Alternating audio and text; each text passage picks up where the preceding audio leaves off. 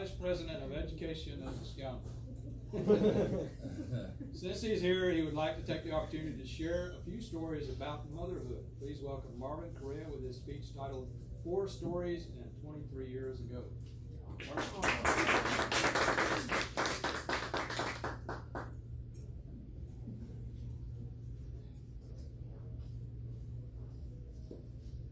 Four stories, yes, that's what I have.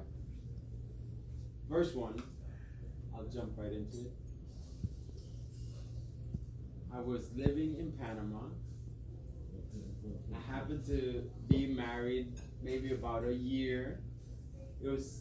And in August of 1996, I had to go to a training in Fort Campbell, Kentucky, while I was in the Army. But also something else was happening around that time, because someone was due in September of that same year. Oh man. But I had to go away for this training.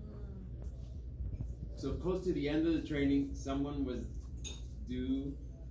My son, he was due at the end of September. I kept on telling my wife to hold off until I come back, because that's very possible, right?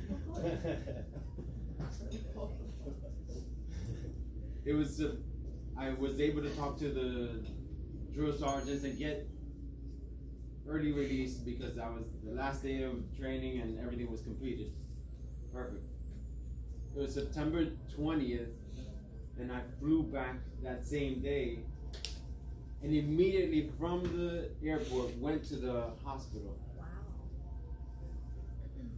I missed the birth by about 2 hours or 1 hour maybe, but I can say that I was the first one to give my son a bottle, so that was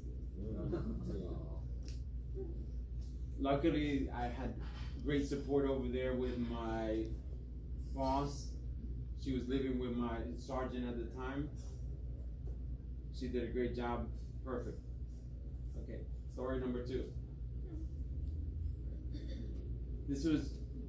We were living in DC at the time temporarily. I was still in the military. I was there for 3 months, and I was in training again. Oh, this is amazing, military training. But luckily, my wife and my son and my mother-in-law were with me at that time in DC, downtown DC. I was scheduled to go for training that day. My wife was pregnant at the time, of course, but getting very close to the due date, August time frame. And I asked her, hey, how's everything? Are you going to be okay? I was, okay. She said, go ahead, go to work, go to training. I was, okay, going to training. I got there, then I got a call. Hey, it's time. I said, all right, let's go back. Luckily, on the way to the hospital, I was like, I can't go that fast because I'll get stopped by the police. He's like, you don't understand. You need to go. So we got there. Luckily, she was already 8 centimeters. So it went by quick. About less than an hour after getting into the hospital, somebody was born. Wow. Third one, it was May time frame. I wanted to get a camera on before somebody went into labor. I didn't get it at the time, but I decided on the way to the hospital in Baltimore, hey, let's stop at Best Buy to get a camera. So we did. She was probably in pain, I imagine. Man. But I was asking the guy in Best Buy, hey, so what camera do you think is good? And looking at options, and from what she told me, because I don't remember exactly, she was she was telling me, you know, we're going to the hospital for a reason, right? Yeah, well, we found the camera, or I found the camera after much insistence, I guess. And we made it to the hospital. I took the first picture with the camera. It was a great picture. I should have brought it.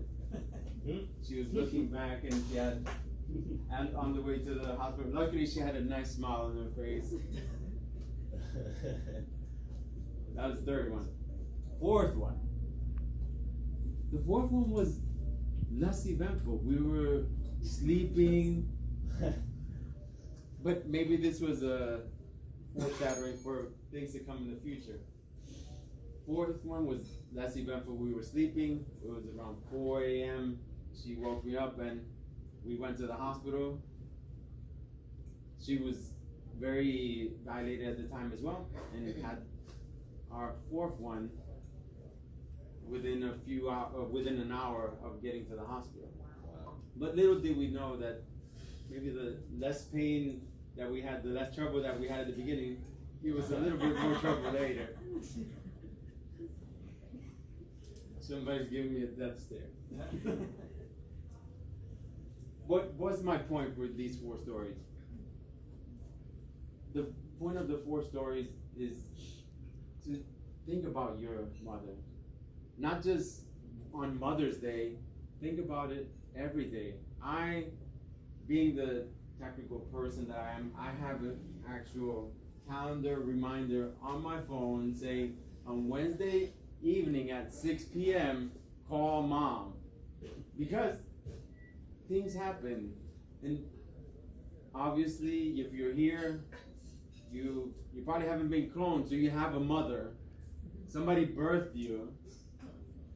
Just the fact that even if you have had difficult times with Mom, they still love you.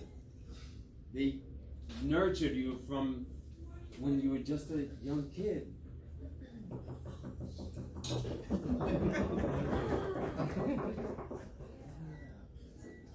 Take advantage of that. Take advantage of every moment. Don't wait until Mother's Day to call, hey Mom, this is my annual call. Okay, 5 minutes I've spoken with you. See you later. Talk to you next year. We have so much technology nowadays. You have Facebook, you have text messages, you have calls. Use them to your advantage. So that's my task to you. My call to action, my purpose for this meeting is talk to your mother on a regular basis.